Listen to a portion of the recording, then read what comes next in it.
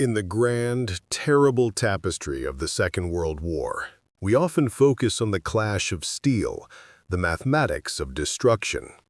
We measure victory in miles gained, in cities taken, in the cold arithmetic of casualties.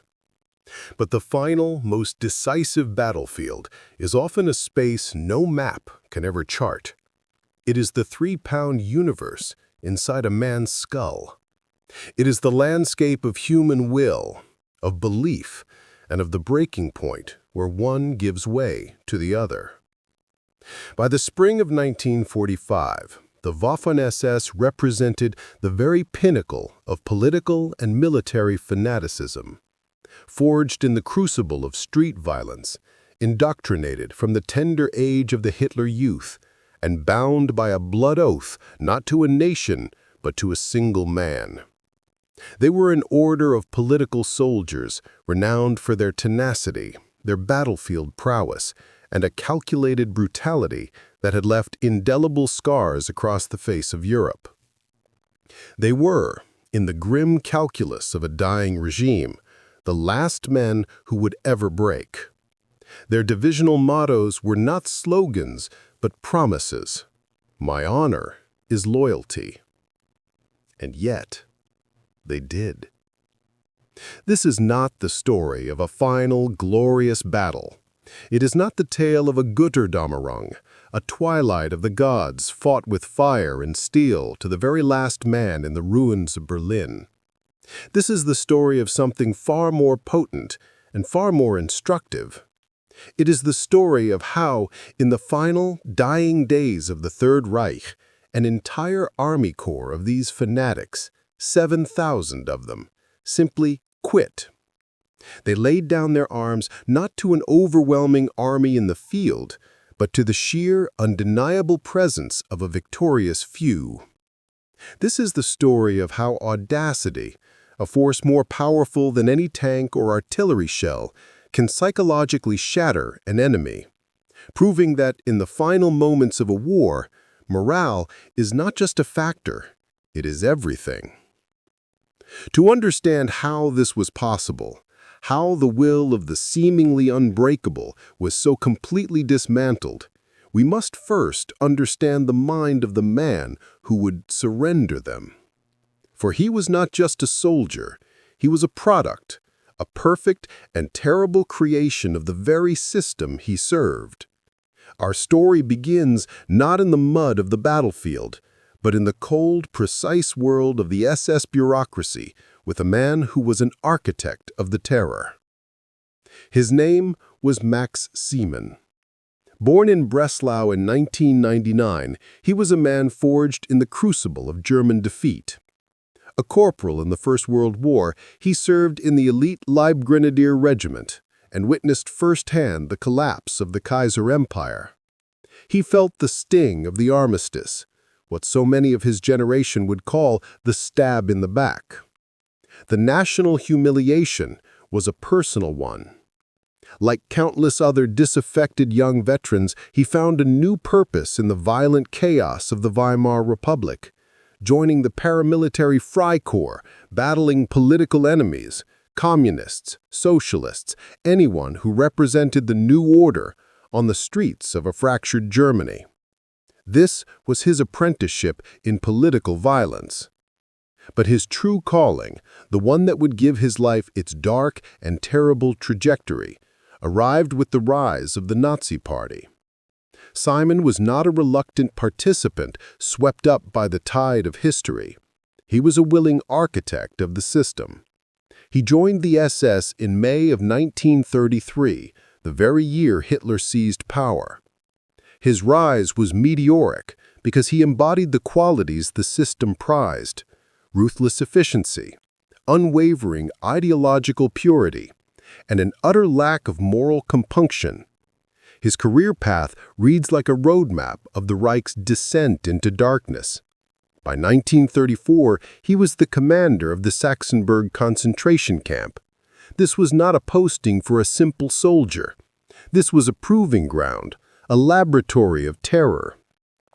It was here that the SS honed its methods of dehumanization and control, and Simon was its administrator.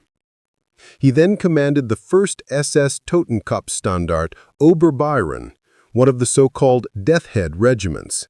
These were not combat units in the traditional sense. Their primary duty during the 1939 invasion of Poland was not fighting the Polish army, but following behind it, as part of the Einsatzgruppen. Their task was ideological purification, rounding up and murdering political leaders, priests, intellectuals, and Jews. This must be understood. Before he was a famous general, Max Simon was an executioner. He was steeped in the ideological poison of the SS, responsible for enforcing its most brutal tenets. He was a true believer, a man who saw the world through the warped lens of racial supremacy and violent struggle. When the war with the Soviet Union began in 1941, the Vernichtungskrieg, the War of Annihilation, Simon and his men were unleashed. As a commander in the 3rd SS Panzer Division Totenkopf, he fought with grim distinction in the brutal battles of the Demyansk Pocket, where German forces were encircled by the Red Army for months. It was a hell of ice, starvation, and relentless combat. For his role in the savage fighting to break out, he was awarded the Knight's Cross. He was wounded, promoted, and eventually rose to the command of entire divisions, including the infamous 16th SS Panzergrenadier Division Reichsführer SS. This, then, is the first part of our equation, the problem. The problem for the Allies was that Germany, even in its death throes, was filled with men like Max Simon, men for whom the war was not just a geopolitical conflict, but a holy crusade, men who had built their entire existence on a foundation of victory or death. How do you defeat an enemy who doesn't believe in defeat? An enemy for whom surrender is the ultimate sin? The solution would come from an entirely different philosophy of war. It wasn't about ideology. It wasn't about a blood oath to one man. It was about industrial might, relentless professionalism, and a uniquely American brand of audacious confidence. It was a sledgehammer, forged in the factories of Detroit, Pittsburgh, and Los Angeles, and it was aimed squarely at the crumbling pillars of Nazi fanaticism. And the proof of this solution would be demonstrated not in one single heroic moment, but over a series of grinding, soul-crushing encounters in the spring of 1945, as the violent ideological world of men like Max Simon finally collided with a reality it could no longer deny. By the autumn of 1944, Max Simon had been promoted to Gruppenführer, the SS equivalent of a lieutenant general, and was given command of the newly formed 13th SS Army Corps. It was a command born of desperation. The German war machine was hemorrhaging men and material on two fronts. The Normandy campaign had cost them hundreds of thousands of their best troops and irreplaceable equipment. In the east, the Red Army's Operation Bagration had annihilated Army Group Center in a disaster that dwarfed Stalingrad. The Soviets were now a red tide, washing over the plains of Poland and approaching the sacred soil of the fatherland. Simon's Corps was a patchwork affair, a collection of battle-weary divisions and newly formed Volksgrenadier units, men and boys, old and young, scraped from the bottom of a rapidly emptying barrel. But they were still designated as an SS Corps. They were still dangerous. Deployed in the Lorraine region against the relentless advance of the American Third Army, they were tasked with a simple yet utterly impossible order: hold the line. Here, the SS Fanatics met the American avalanche of steel. The problem for the German soldier was simple and soul-destroying. For every artillery shell they fired, the Americans fired 10, 20, sometimes 100. The Americans had perfected a technique called time on target, where dozens of batteries, miles apart, would time their fire so that all of their shells would land on a single grid coordinate at the exact same second. But the German soldier on the receiving end, it was not a bombardment. It was the apocalypse. The sky tore open, and the world simply ceased to exist. A German officer on the Western Front wrote in his diary during this period, "We are no longer fighting a war of soldier against soldier. We are fighting industry. An avalanche of material smothers us, and an avalanche of fire obliterates us. There is no bravery against it, no skill that can counter it. It is hopeless, but we are ordered to hold. What is the purpose of holding a graveyard?" This was the American solution: overwhelming, impersonal, industrial-scale destruction. The audacity was not in a single heroic charge, but in the relentless, 24-hour-a-day confidence of a nation that could and would simply bury its enemy in iron. It was the audacity of logistics, of the Red Ball Express, of a supply chain that stretched across an ocean and delivered a seemingly infinite river of gasoline, bullets, and beans to the front line, while German panzers were being abandoned for lack of fuel. But something strange was happening. The fanatical will of the SS, which had been so effective against the armies of Europe in 1940 and the Soviet Union in 1941, was beginning to erode. Not because of fear. These men were no strangers to fear, but because of absurdity. The fight no longer made sense. The promise of victory, the core of their entire belief system, was being ground into dust beneath an avalanche of American steel. The Ardennes offensive was the last roll of the dice. Hitler, against the advice of his generals, threw his last reserves, including elite SS panzer divisions like the Leibstandarte and the Hitlerjugend, into a desperate gamble to split the Allied armies. For a few brief, heady days, it seemed to work. But the problem was a fatal one. The plan was based on audacity, but it lacked the fuel to sustain it. German spearheads literally ran out of gas just miles from their objectives. The solution came from the sky. When the winter clouds finally broke, the Allied air forces returned. It was what the Germans called Jahrbuschreck, the terror of the fighter bombers. Thousands of American P-47 Thunderbolts and British Typhoons owned the airspace. The P-47, nicknamed the Jug, was a monster, a flying sledgehammer armed with 8.50 caliber machine guns and capable of carrying a bomb load almost half that of a B-17. For the German columns trapped on the narrow, winding roads of the Ardennes, it was a slaughter. A Luftwaffe pilot, shot down and watching the carnage from the ground, described it as aluminum rain. The offensive was a strategic catastrophe, a bonfire of Germany's last hopes.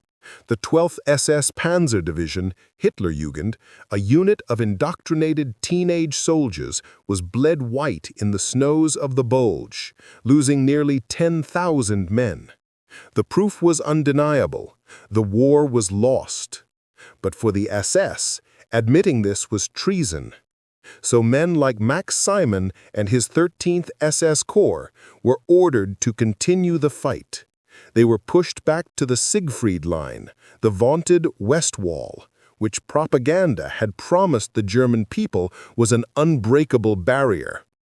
The problem was that a concrete bunker is no match for a 500-pound bomb or a determined combat engineer. The Siegfried Line, a relic of 1930s defensive thinking, was systematically dismantled by American air power and engineering genius. The audacity of the Americans was to treat this mythical fortress not as a barrier, but as a series of demolition projects. They didn't assault it, they disassembled it. As his corps was forced back into the industrial heartland of the Saar, Simon was ordered to destroy the Rhine bridges. The Rhine was more than a river, it was a psychological barrier, the last great natural defense of Germany. Holding the West Bank meant keeping the enemy out. Destroying the bridges was a final act of scorched earth defiance. Then it got worse. On March 7, 1945, American troops of the 9th Armored Division, probing towards the Rhine, found the Ludendorff Bridge at Remagen still standing. Through a series of blunders and sheer luck, German demolition charges had failed to bring it down.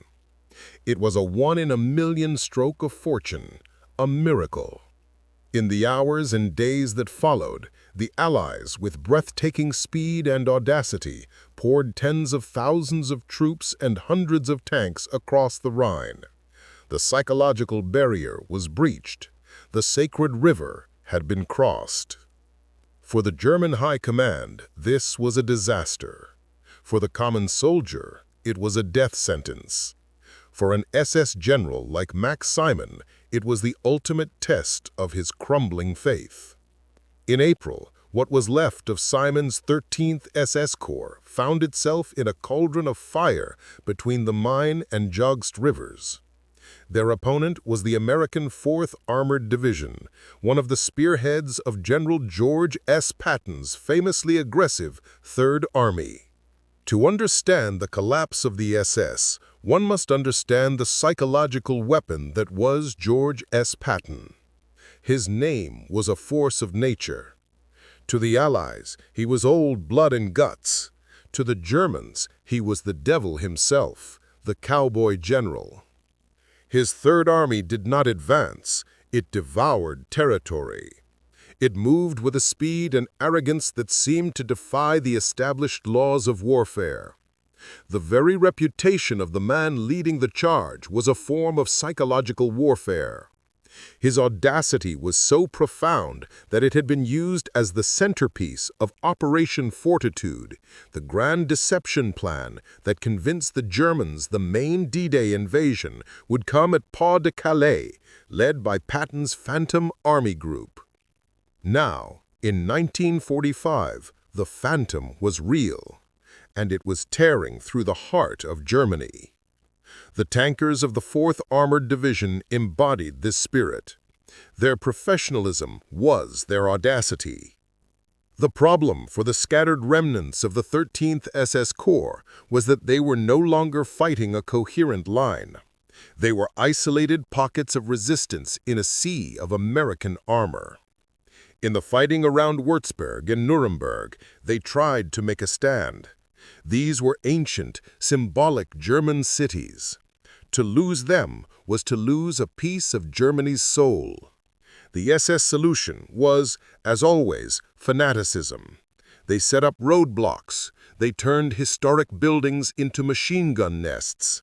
They executed anyone who spoke of surrender, hanging them from lampposts with signs that read, "I am a traitor." In the small town of Brettheim, on April 7, 1945, a local farmer named Johann Schumm, seeing the futility of resistance, helped disarm 4 Hitler Youth boys to save his town from certain destruction. He was reported. A flying court-martial under the authority of Max Simon's command was convened. Schumm was sentenced to death. When the mayor refused to provide a rope, he too was sentenced. Both men, along with another party official who protested, were hanged from a linden tree at the entrance to the local cemetery. Simon ordered the bodies left there for 4 days as a warning. This was the SS way. Terror and ideological enforcement to the bitter, meaningless end. But the American proof was overwhelming. The tankers and infantry didn't lay siege to these pockets of fanatics. They bypassed them, surrounded them, and called in the artillery. They let the avalanche of steel do the work. The resistance was not a battle. It was an extermination. The city of Nuremberg, the spiritual home of the Nazi Party, was systematically pounded into rubble. The audacity here was the cold, unsentimental logic of it all. Symbolic cities were just grid coordinates on a map, to be neutralized with high explosives. The real revelation, however, came not from an act of war, but from an act of preservation. As the shattered remnants of the 13th SS Corps retreated south towards Munich, Simon came to the bridges over the Isar River. His orders from the crumbling Central Command were clear: deny the enemy crossing, destroy the bridges. But Simon, the man who had ordered civilians hanged just weeks before for trying to save their own town, made a different calculation. He ordered the bridges to be left intact. Why? The official justification was that the end of the war was near and there was no further military need. But the truth is more profound. In that single decision, the fanatical SS general blinked. He tacitly admitted that there would be an after, a future, a Germany that would need to rebuild. And in that future, bridges would be needed more than one last pointless act of defiance. The psychological dam had broken. The true believer was beginning to grapple with the reality of total, unconditional, and imminent defeat. May 1945. The Third Reich, which was meant to last 1,000 years, was in its final death agony. Hitler had put a pistol to his head in his Berlin bunker. The Red Army had unfurled the hammer and sickle over the ruins of the Reichstag. All across Germany and Austria, pockets of the once mighty Wehrmacht were disintegrating. The remnants of the 13th SS Army Corps, now numbering around 7,000 exhausted, demoralized, and utterly defeated men, had been pushed into the picturesque landscape of the Tyrol in Austria. They were trapped. To their east, the Red Army was advancing into Austria. For an SS man, captured by the Soviets was a fate worse than death. To their west, the Americans. On May 6, 1945, SS Gruppenführer Max Simon, the veteran of the Freikorps, the concentration camp commander, the butcher of Poland, the Knight's Cross winner from the Eastern Front, the man who ordered civilians hanged for wanting peace, sent emissaries to the American lines. The surrender was negotiated and formally accepted near the town of Schwend. There was no grand ceremony, no last stand. Max Simon, commander of the 13th SS Army Corps, stood before officers of the 101st Airborne Division, the Screaming Eagles. The irony was thick enough to taste.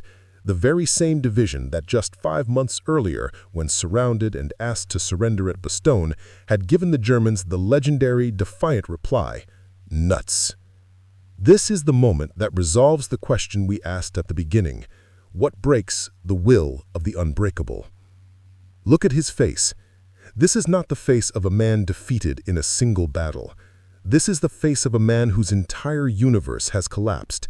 The audacity that defeated him was not the reckless courage of a single tank commander charging his lines. It was the crushing, systemic audacity of the entire Allied war effort. It was the audacity of a nation that could build thousands of bombers and tens of thousands of tanks. The audacity of a command that could coordinate the movement of millions of men across a continent. The audacity of generals like Patton, who moved with such speed and confidence that they seemed to be playing by a different set of rules. And finally, it was the quiet, calm, almost bored audacity of the American officer standing before him, who represented a power so total and so certain of its victory that any further resistance was exposed for what it was: not noble, not heroic, but patently, certifiably, insane. The fanatics surrendered because, for the first time, they were confronted with a force whose will to win was backed by an unanswerable logic of industrial might and professional certainty. Their ideology was a house of cards, and the Americans had brought a hurricane. The final numbers tell the story, the arithmetic of annihilation. In the month of April 1945 alone, the Western Allies took over 1,500,000 German prisoners, an entire army's worth every few weeks. In 1944, the United States produced over 29,000 Sherman tanks. In that same year, Germany produced less than 8,000 of its vaunted Panthers and Tigers combined. The ratio was nearly 4-1. By 1945, for every one German fighter plane that rose to meet them, the U.S. Army Air Forces could send 20 heavy bombers, escorted by another 15 long-range fighters like the P-51 Mustang. The total strength of the Waffen-SS on all fronts in June of 1944 was approximately 594,000 men.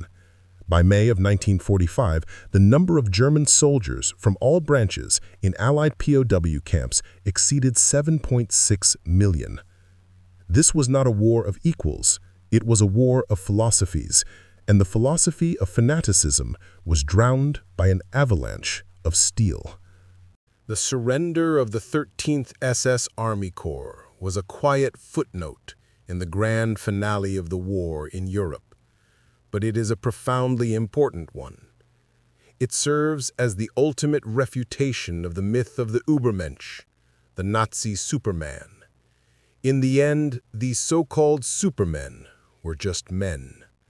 Men who could be broken, men who could be demoralized, and men who, when faced with the absolute certainty of annihilation, would choose to live. Max Simon's story did not end there. After his surrender, he was tried by a British military court for his division's role in the massacre of over 770 Italian civilians at Marzabotto in 1944, one of the worst atrocities of the war in Italy. He was sentenced to death. That sentence was later commuted to life in prison.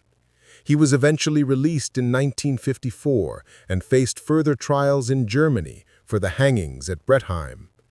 Controversially, he was acquitted, a sign of West Germany's complex and often troubling struggle to confront its past. He died not on the battlefield in a blaze of glory, but of a heart attack in Lunen in 1961. A mundane end for a man who had lived his life by a code of apocalyptic violence.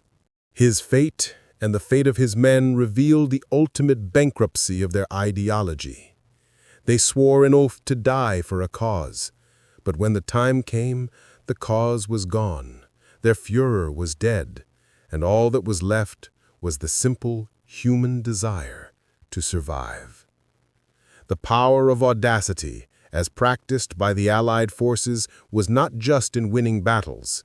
It was in creating a reality so overwhelming that it forced its most fanatical enemies to confront the truth, that their God was dead, their cause was a lie, and their war was, finally and mercifully, over.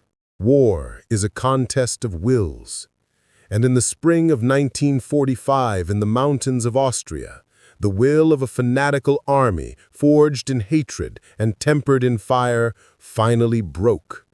It was not shattered by a bullet or a shell, but by the quiet, unshakable confidence of its conquerors.